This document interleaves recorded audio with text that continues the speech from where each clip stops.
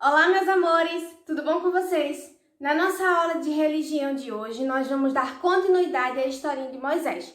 Esse vídeo é o último capítulo dessa historinha. Na aula passada, a gente viu um pouquinho sobre as pragas do Egito, né? A gente viu 9 pragas do Egito. Então, hoje, a gente vai ver a última praga do Egito e também como o povo de Deus conseguiu ser liberto, né, da escravidão do Egito. A atividade sobre esse assunto vai ser no caderno, então olha só, assista esse vídeo direitinho, tá? E escreve a atividade no caderno e na hora da nossa videochamada a Tiridine vai corrigir junto com vocês, ok? Então façam as atividades direitinho, preste atenção no vídeo que ele tá ótimo, ok? Vamos lá? Moisés saiu do palácio de Faraó e retornou a Gósen, o lugar em que os israelitas moravam. A voz de Faraó ainda soava nos ouvidos de Moisés. Saia da minha presença! Não quero vê-lo nunca mais! Moisés sabia que finalmente tinha chegado a hora. Ele caminhou um pouco mais rápido. Pensava em tudo que havia acontecido com ele desde que Deus aparecera pela primeira vez. Ele havia realizado milagres diante de Faraó e lhe pedido que libertasse os israelitas. Faraó, porém, não se impressionou. Tudo o que Faraó pensava era o que aconteceria se o Egito perdesse o seu trabalho escravo. Já haviam ocorrido 9 pragas. A água do rio Nilo tinha se transformado em sangue, então vieram as rãs, os piolhos, as moscas e todas as demais. Por uma ou duas vezes, Faraó estivera a ponto de permitir que os israelitas saíssem, mas ele sempre os impedia. Agora, porém, seria o fim. Eles logo deixariam o Egito, muito em breve. Moisés rapidamente reuniu os israelitas para transmitir a última mensagem de Deus. Ouçam, sigam essas orientações com muito cuidado. Cada família deve selecionar um cordeiro perfeito, macho, de 1 ano de idade. Em 4 dias, à noitinha, o pai de cada família matará o cordeiro e reservará um pouco do sangue. Cada pai molhará um ramo de uma planta chamada hisopo no sangue e salpicará o sangue nos lados e em cima dos umbrais das portas de sua casa.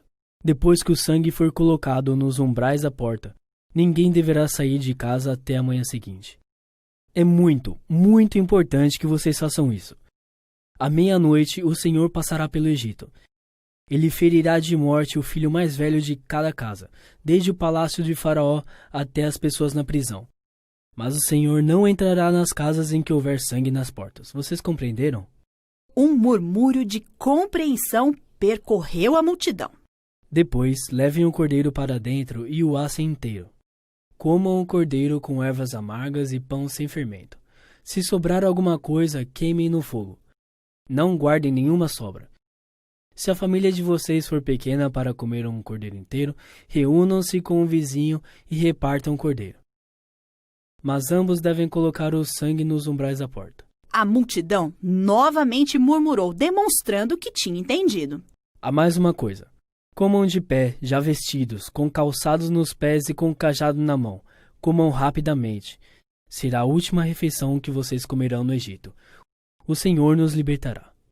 Moisés observava enquanto os chefes de família escolhiam um cordeiro para a refeição. Esta é a primeira Páscoa, pensava Moisés. Comemoraremos o que Deus está para fazer por nós, mas a Páscoa será comemorada novamente no ano que vem, para sempre lembrarmos o que Deus tem feito por nós. Estaremos livres e depois, em todos os anos, comemoraremos a bondade de Deus em nos libertar da escravidão. Uma brisa refrescante soprava do Mar Vermelho. Aser apreciou a oportunidade de poder descansar suas pernas doloridas. Os últimos dias tinham sido agitados. O cordeiro morto, o sangue espalhado sobre os umbrais da porta, depois o cordeiro assado e comido com ervas amargas. O cordeiro tinha sido a última coisa que eles tinham comido no Egito.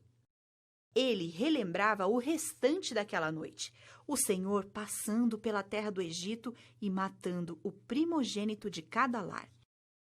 Ele tinha ordenado aos israelitas que deixassem o país imediatamente.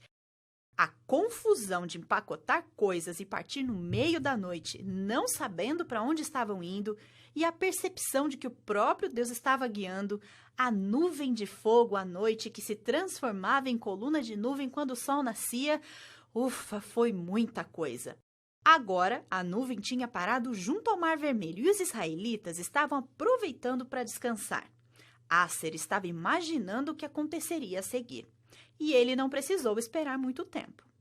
Aser e outras pessoas ficaram em pé, viram à distância uma nuvem de poeira e ouviram o ruído de um poderoso exército. O coração de Aser pulsava forte. Faraó devia ter mudado de ideia. O exército estaria vindo para levá-los de volta ao Egito? Então o pânico se espalhou através da multidão. Aser observou como a nuvem que estava junto ao Mar Vermelho se movia. Ela passou por sobre os israelitas e continuou em direção ao deserto. Finalmente repousou entre os israelitas e os egípcios. Moisés caminhou até a margem do Mar Vermelho e estendeu o seu cajado sobre as águas. A princípio fraco, depois mais forte, Aser sentiu um vento soprar em direção à água. Espantado, ele observou o vento soprar a água para longe. Isso deixou um caminho seco através do mar. As pessoas alegremente avançaram. O vento continuou a soprar, deixando um caminho seco, enquanto milhares de israelitas avançavam pelo leito seco do mar. Aser se apressou para seguir os outros na travessia do leito seco, com um muro de água de cada lado. A coluna de fogo iluminava o caminho. Durante toda a noite, a vasta multidão de israelitas se apressava para atravessar o mar. Até a última pessoa alcançar o outro lado, eles podiam ouvir o exército egípcio. Aser olhou para trás para ver o exército se aproximando, mas algo maravilhoso estava acontecendo. As rodas das carruagens estavam se soltando. Havia muita confusão e depois pareceu que os egípcios estavam tentando dar meia volta para voltar para o Egito. Moisés se dirigiu à margem do mar. Enquanto amanhecia, ele estendeu o braço em direção ao mar. As águas se juntaram novamente. Em um instante, os sons do exército egípcio silenciaram. Os cavalos, os soldados, os carros, tudo ficou debaixo d'água. Os israelitas permaneciam mudos, espantados demais para dizer qualquer palavra. Então, houve uma explosão de alegria e eles diziam, cantarei ao Senhor. Eles gritavam, o Senhor é a minha força e a minha canção. E Aser se juntou a eles cantando com toda a sua força. Deus os salvara.